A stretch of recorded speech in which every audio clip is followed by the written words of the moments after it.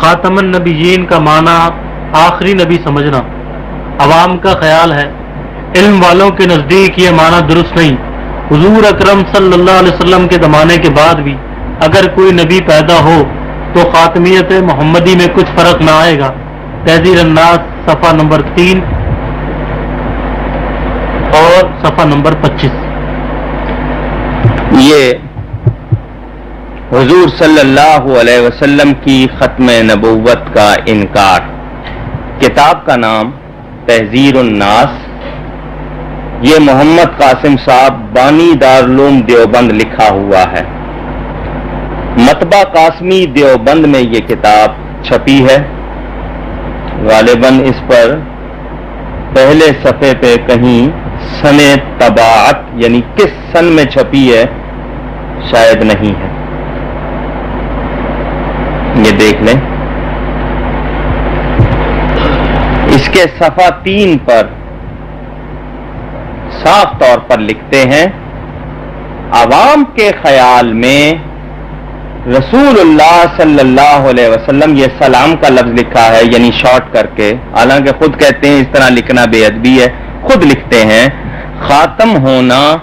بئی معنی ہے کہ آپ کا زمانہ انبیاء سابق کے زمانے کے بعد اور آپ سب میں آخر نبی ہیں، مگر اہل فہم پر روشن ہوگا کہ تقدم یا تاخر زمانی میں بذات کچھ فضیلت نہیں، پھر مقام مدح میں ولاکن رسول اللہ وخاتم النبیین فرمانا اس صورت میں کیوں کر صحیح ہو سکتا ہے۔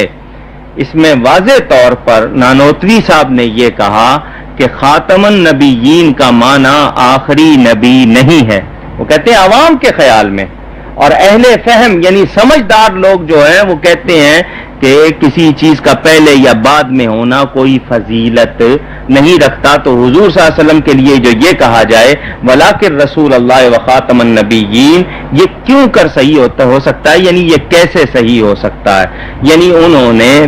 کھلم کھلا خاتم النبیین کے معنی آخری نبی ہونے کا انکار کیا، اور یہ میرا نہیں خود علماء دیوبند کا فیصلہ ہے کہ جو خاتم النبیین کا معنی آخری نبی نہ مانے وہ کافر ہے،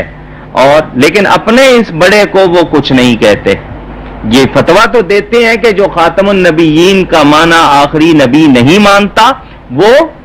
مسلمان نہیں ہے، وہ کافر ہے، کھلم کھلا لکھا ہے کافر ہے، مگر اپنے اس کو نہیں کہتے ہیں۔ تو کیا یہ عدل ہے؟ کیا انصاف ہے؟ ایک شخص کو صرف اپنے تعلق کی وجہ سے بچا لینا، یہ ایمان اور کفر کا مسئلہ ہے، نبی پاک کی عزت کا مسئلہ ہے، قرآن اور اسلام کی صداقت کا مسئلہ ہے، تو گویا ہم یہ ثابت کریں کہ نہیں حضور صلی اللہ علیہ وسلم سے بڑھ کر ان لوگوں کی عزت ہے، تو اگر ایسا ہی خیال ہے تو پھر میں یہی بتانا چاہ رہا ہوں کہ دیوبندی اور بریلوی اختلاف جو ہے، اصل لفظ تو سنی اور وہابی تھا، یہ اب دیوبندی ان وہابیوں کی ایک شاخ بن گئے اور انہوں نے سنیوں کو بریلوی کہنا شروع کر دیا۔ ہم اہل سنت و جماعت ہے، ہمارا بریلی، ہم پاکستان میں ہیں، کوئی کہیں کا کوئی کہیں کا، جو بریلی کا رہنے والا ہو وہ بریلوی کہلائے، مگر امام اہل سنت اعلی حضرت مولانا شاہ احمد رضا فاضل بریلوی رحمۃ اللہ علیہ کی نسبت سے اگر ہمیں بریلوی کہتے ہیں تو کیا مطلب؟ وہ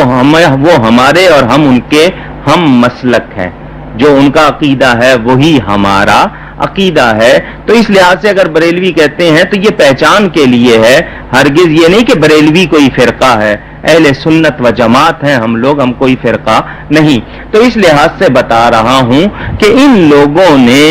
کھلم کھلا اس بات کا انکار کیا۔ اب اس کے بعد ان کا دوسرا،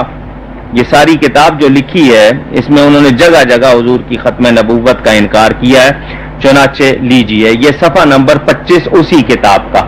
صاف طور پہ لکھتے ہیں، بلکہ اگر بالفرض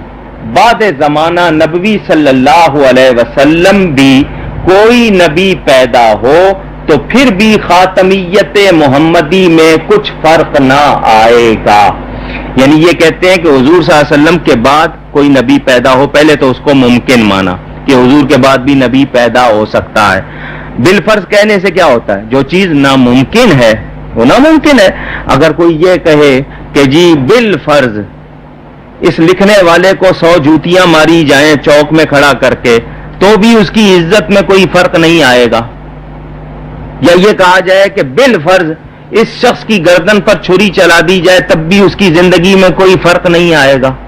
یا یہ کہا جائے کہ یہ شخص اپنی بیوی کو 3 طلاقیں دے دے پھر بھی اس کے نکاح میں کوئی فرق نہیں آئے گا، تو وہاں تو چون چنا کے کرنے لگ جائیں گے۔ یہ صاف لکھا ہے کہ پہلی بات تو یہ مانی کہ حضور کے بعد نبی آ سکتا ہے، پہلے خاتم النبیین کے معنی ہی آخری نبی کا انکار کیا، اور پھر کہا کہ اگر کوئی پیدا ہو تو پھر بھی خاتمیت محمدی میں کچھ فرق نہیں آئے گا، چہ جائے کہ آپ کے معاصر کسی اور زمین میں، یا فرض کیجئے اسی زمین میں کوئی اور نبی تجویز کیا جائے، تو واضح طور پر ان لوگوں نے حضور صلی اللہ علیہ وسلم کی ختم نبوت کا انکار کیا۔ اور اس سے اگلا صفحہ کون سا تھا؟ ایک حوالہ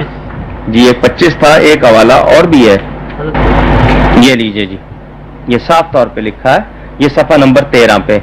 بلکہ اگر بالفرض آپ یعنی حضور صلی اللہ علیہ وسلم کے زمانے میں بھی کہیں اور کوئی نبی ہو،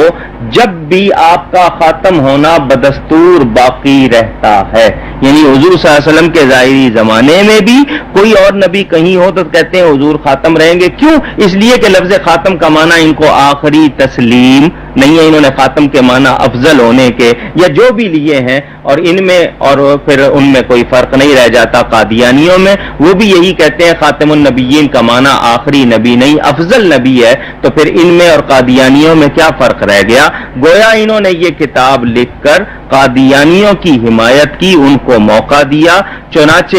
یہی کتاب لے کر جب بھی وہ قادیانی آتے ہیں تو ان وہابیوں کے پاس، دیوبندیوں کے پاس جواب نہیں ہوتا۔ تو اس کتاب میں 3 حوالے میں نے پڑھ کے سنا دیے جو اس میں لکھے ہیں، یعنی یہ کہ یہ حوالے ہرگز غلط نہیں، اصل کتاب سے دکھا دیے۔